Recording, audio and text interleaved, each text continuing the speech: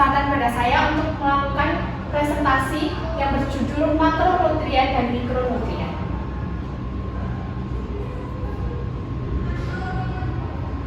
Menurut WHO, definisi nutrisi adalah kandungan zat gizi yang seseorang peroleh dari sumber makanan dan minuman yang berguna untuk kesehatan dan pembangunan sel tubuh. Nutrisi yang baik berarti tubuh mendapatkan asupan yang tepat dari makanan sehat dalam kombinasi yang tepat. Nutrisi dibagi menjadi dua, yaitu makronutrien dan mikronutrien. Makronutrien adalah nutrisi yang dibutuhkan tubuh dalam jumlah besar untuk menghasilkan energi dan mendukung fungsi yang penting. Ada 3 jenis utama makronutrien, yaitu karbohidrat, protein, dan lemak, yang masing-masing memiliki peran penting dalam pertumbuhan, perbaikan sel, dan menjaga kesehatan secara keseluruhan. Fungsi makronutrien yaitu memproduksi energi, membentuk otot, memberikan struktur pada sel, menjaga struktur dan fungsi tubuh. Ada 3 macam makronutrien, yaitu karbohidrat, protein, dan lemak. Karbohidrat adalah sumber utama energi bagi tubuh. Contohnya yaitu nasi, roti, dan kentang. Kemudian protein adalah sangat penting untuk pertumbuhan, perbaikan jaringan, dan produksi enzim.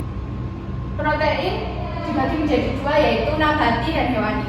Contohnya yaitu yang nabati tempe, brokoli, dan tahu. Kemudian yang hewani daging, telur, dan susu. Kemudian lemak adalah sumber energi yang terkonsentrasi penting untuk penyerapan vitamin larut dalam lemak, yaitu vitamin A, D, dan E dan K, dan mendukung fungsi sel. Contohnya mentega, susu, dan alpukat. Kebutuhan per hari makronutrien, yang pertama karbohidrat, yaitu 45-65% dari total kalori harian. Untuk diet 200 kalori sekitar 225-325 gram.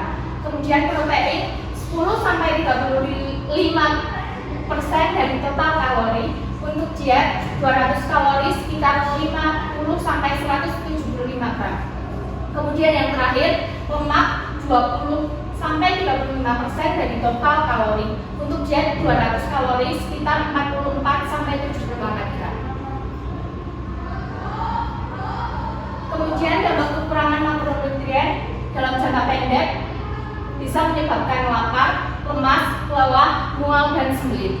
Kemudian jangka panjangnya, rambut kering dan mudah rontok, kulit kering dan terkelupas, berat badan mudah naik turun, anemia, edema, malnutrisi, stunting, kekebalan tubuh menurun, dan proses penyembuhan luka lebih lambat. Selanjutnya bisa menyebabkan kwashiorkor, kekurangan energi, dan marasmus. Dampak kelebihan makronutrien bisa menyebabkan penyakit kardiovaskuler, diabetes, dan obesitas. Selanjutnya ada mikronutrien. Mikronutrien adalah nutrisi yang diperlukan tubuh dalam jumlah kecil, namun sangat penting untuk kesehatan. Jenis ini meliputi vitamin dan mineral yang mendukung berbagai fungsi tubuh, termasuk metabolisme, pertumbuhan, dan sistem imun. Contohnya termasuk vitamin A, vitamin C, zat besi, dan kalsium. Ada beberapa fungsi mikronutrien, diantaranya yaitu membantu metabolisme dan pemeliharaan fungsi jaringan, membantu produksi hormon. Kemudian membantu produksi bahan-bahan yang dibutuhkan untuk pertumbuhan dan perkembangan, membantu produksi energi, dan membantu fungsi kekebalan tubuh. Membantu pembekuan darah, membantu kesehatan tulang, membantu keseimbangan cairan.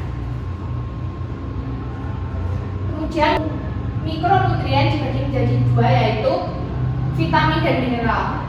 Vitamin meliputi vitamin A yang berfungsi untuk penglihatan, pertumbuhan sel, dan kesehatan sistem kekebalan. Kemudian vitamin C mendukung sistem kekebalan, berperan dalam penyembuhan luka, dan sebagai antioksidan yang melindungi sel dari kerusakan. Vitamin D membantu penyerapan kalsium dan fosfor, penting untuk kesehatan tulang dan gigi. Vitamin E sebagai antioksidan melindungi sel dari kerusakan dan berperan dalam fungsi sistem kekebalan. Dan yang terakhir, vitamin K penting untuk pembekuan darah dan kesehatan tulang. Kemudian mineral, ada beberapa yaitu kalsium untuk kesehatan tulang dan gigi serta penting untuk fungsi otot dan pengiriman sinyal saraf. Kemudian zinc mendukung sistem kekebalan tubuh, penyembuhan luka dan sintesis protein. Yang ketiga, zat besi penting untuk pembekuan hemoglobin yang mengangkut oksigen dalam darah. Magnesium terlibat dalam ratusan reaksi biokimia termasuk produksi energi dan pengaturan fungsi otot dan saraf. Dan yang terakhir, kalium mengatur keseimbangan cairan, mendukung fungsi otot dan saraf. Kebutuhan per hari mikronutrien, yang pertama vitamin, ada vitamin A yaitu 700 sampai 900 mikrogram, kemudian vitamin C 75 sampai 90 mg, kemudian vitamin D 600 sampai 800 mg, kemudian vitamin E 15 mg dan vitamin K 90 sampai 120 mikrogram. Yang kedua ada mineral yaitu kalsium 1000 mg, zat besi 8 sampai 18 mg, magnesium 310 sampai 420 mg dan yang terakhir zinc 8 sampai 11 mg. Dampak kekurangan mikronutrien. Yang pertama, masalah penglihatan akibat kekurangan vitamin A, anemia akibat kekurangan zat besi, penyakit gondok akibat kekurangan yodium. Yang terakhir, penyakit beri-beri akibat kekurangan vitamin B1.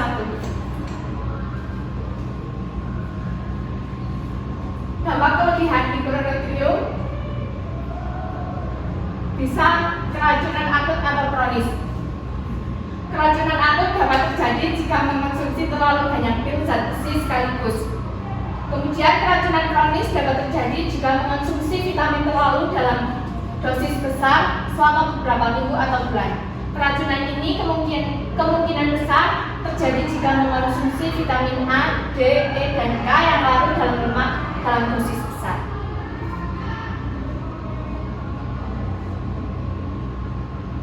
Kesimpulan dari materi tersebut adalah makronutrien yang meliputi karbohidrat, protein, dan lemak merupakan sumber utama energi yang dibutuhkan dalam jumlah besar untuk mendukung fungsi tubuh. Mikronutrien dibutuhkan dalam satuan gram. Sebaliknya, mikronutrien yang terdiri dari vitamin dan mineral diperlukan dalam jumlah kecil namun sangat penting untuk kesehatan tubuh yang optimal.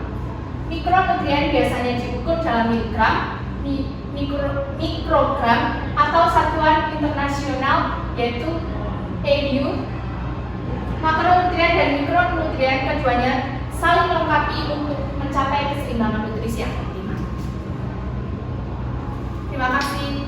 Sebelumnya mohon maaf jika ada kekurangan dalam presentasi. Terima kasih. Selamat siang. Siang.